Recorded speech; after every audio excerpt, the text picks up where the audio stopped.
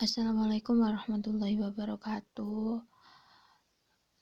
Perkenalkan, nama saya Cindy Janada. Di sini saya akan menjelaskan sejarah Pancasila dimulai dari zaman penjajahan sampai zaman reformasi. Sebuah negara pada hakikatnya dibangun berdasarkan suatu landasan yang kemudian dijadikan dasar negara. Pengertian dasar negara sendiri yaitu alas atau fundamen yang menjadi pijakan dan mampu memberikan kekuatan kepada berdirinya sebuah negara. Oleh karena itu, negara Indonesia juga mempunyai dasar negara, yaitu Pancasila. Dan pengertian Pancasila itu sendiri adalah ideologi dasar bagi negara Indonesia yang terdiri dari dua kata Sanskerta. 1. Panca yang berarti 5 dan sila yang berarti prinsip atau asas, yang merupakan rumusan dan pedoman kehidupan bangsa dan bernegara bagi seluruh rakyat Indonesia. Sebelum adanya Pancasila sebagai dasar negara pada saat ini, isi dasar Pancasila banyak mengalami amandemen atau perubahan dan telah melewati beberapa peristiwa penting.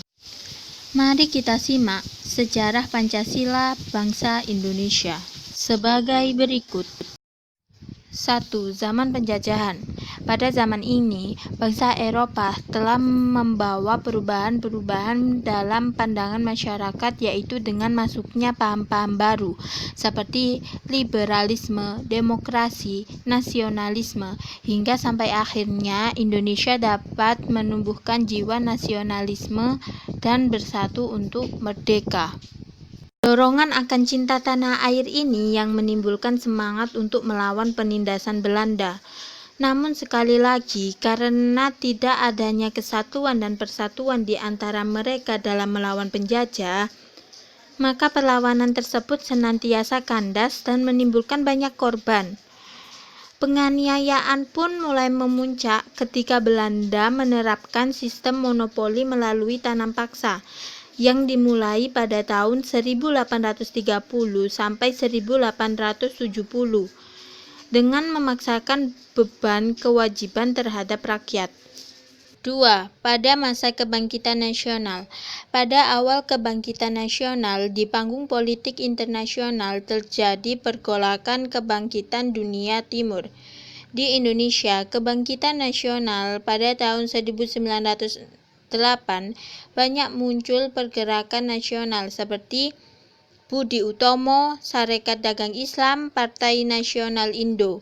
Dan pada tanggal 28 Oktober 1928, lahirlah Sumpah Pemuda sebagai penggerak kebangkitan nasional yang menyatakan satu bahasa, satu bangsa, satu tanah air, yaitu Indonesia Raya.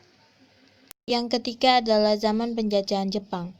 Jepang membentuk BPUPKI Dokuritsu Zumbi Tosakai tanggal 29 April 1945 dan dilantik 28 Mei 1945 dengan ketua Dr. Rajiman Widyodiningrat dan wakil ketuanya Rajiman Paji Suroso dan Ichibangase, yaitu orang Jepang yang mulai bekerja pada tanggal 29 Mei 1945. Adapun tugas BPUPKI adalah 1. Membuat rancangan dasar negara, 2. Membuat rancangan undang-undang dasar. Dan sidang BPUPKI pertama dilaksanakan pada tanggal 29 Mei sampai 1 Juni 1945 dengan pembicaraannya adalah Mr. Muhammad Yamin, Mr. Supomo, Dr. Muhammad Hatta, dan Ir Soekarno. Mereka semua berpidato guna membahas tentang rancangan usulan hukum dasar negara yang menjadi awal pembentukan Pancasila. Dan sidang yang kedua dilaksanakan pada tanggal 10 sampai 17 Juli 1945 yang membahas tentang rancangan pembukaan dan Undang-Undang Dasar. Dan berikut adalah usulan rumusan dasar negara. 1. Dari Muhammad Yamin pada tanggal 29 Mei 1945 secara lisan. Setelah berpidato, Muhammad Yamin menyampaikan usulan tertulis tentang rancangan Undang-Undang Dasar yang di dalamnya terdapat rumusan 5 asas negara merdeka. Usulan yang ketiga dari Supomo pada tanggal 31 Mei 1945 menyampaikan pokok-pokok pikirannya. Yang ketiga adalah Ir Soekarno yang disampaikan pada tanggal 1 Juni 1945. Soekarno mengusulkan kelima dasar tersebut diberi nama Pancasila. Tetapi ketiga usulan tersebut tidak ada yang ditetapkan sebagai dasar negara, maka dibentuklah panitia kecil atau panitia 9. Panitia kecil berhasil menyusun Piagam Jakarta atau Jakarta Center. Nama ini diberikan oleh Muhammad Yamin pada tanggal 22 Juni 1945, yaitu dokumen yang berisikan asas dan tujuan negara Indonesia merdeka. Kemudian pada tanggal 14 Juni 1945, Piagam Jakarta diserahkan BPUPKI dari Panitia 9. Dan pada tanggal 9 Agustus 1945, BPUPKI bubar diganti dengan PPKI dengan diketuai Ir Soekarno dan wakilnya Drs Muhammad Hatta. Sebelum sidang PPKI, atas usul dari Muhammad Hatta telah disepakati sila pertama Piagam Jakarta dilakukan perubahan, yaitu dengan menghilangkan kata dengan kewajiban menjalankan syariat Islam bagi pemeluk-pemeluknya. Dan yang keempat adalah pada masa proklamasi kemerdekaan. Pada tanggal 14 Agustus 1945, sekembalinya dari Saigon, Ir Soekarno mengumumkan bahwa Indonesia merdeka sebelum jagung berbunga. Kemudian pada tanggal 17 Agustus 1945, Indonesia memproklamirkan kemerdekaannya. Dan pada tanggal 18 Agustus 1945, untuk melengkapi syarat negara merdeka, PPKI bersidang dengan hasil menetapkan dasar negara Pancasila. Yang keempat adalah zaman setelah proklamasi. Setelah proklamasi, ternyata Indonesia masih dijajah oleh Belanda, yaitu pemaksaan untuk mengakui pemerintahan Nisha, Netherlands Indies Civil Administration. Dan pada tanggal 27 Desember 1949, konferensi meja bundar dilakukan untuk disetujui dan ditandatangani mantel resolusi oleh Ratu Belanda dan wakil pemerintah RI di kota Den Haag. Dekret Presiden pada tanggal 5 Juli 1959 pada pemilu tahun 1959 ternyata tidak sesuai dengan kebutuhan dan keinginan masyarakat, bahkan mengakibatkan ketidakstabilan pada politik, sosial, ekonomi, dan hankam. Hal ini disebabkan oleh konstitusi yang seharusnya membuat UUD Negara Republik Indonesia ternyata membahas kembali dasar negara.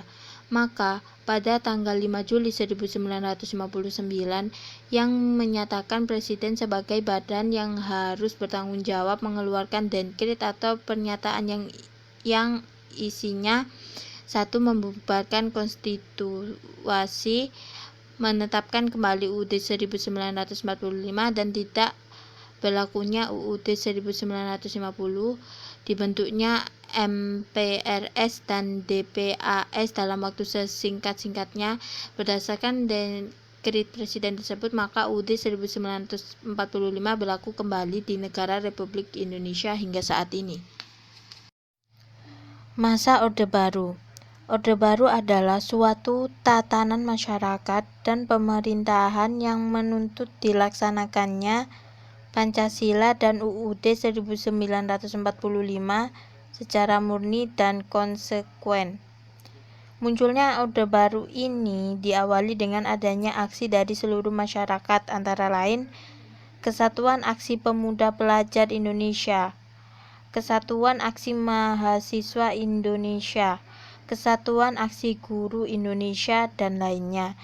Aksi tersebut menuntut dengan 3 tuntutan atau yang dikenal dengan Tritura.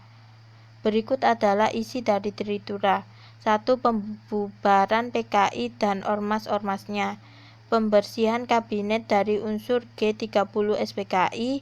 Yang ketiga adalah penurunan harga. Yang terakhir adalah pada era reformasi.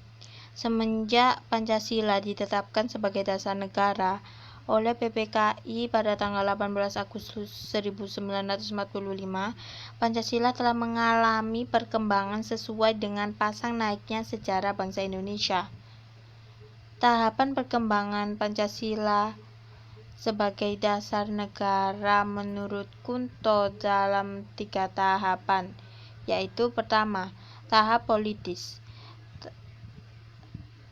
dimulai pada tahun 1945 sampai 1968, dan yang kedua adalah tahap pembangunan ekonomi yang dimulai pada tahun 1965 sampai 1994, dan yang ketiga adalah tahap reposition Pancasila yang dimulai pada tahun 1995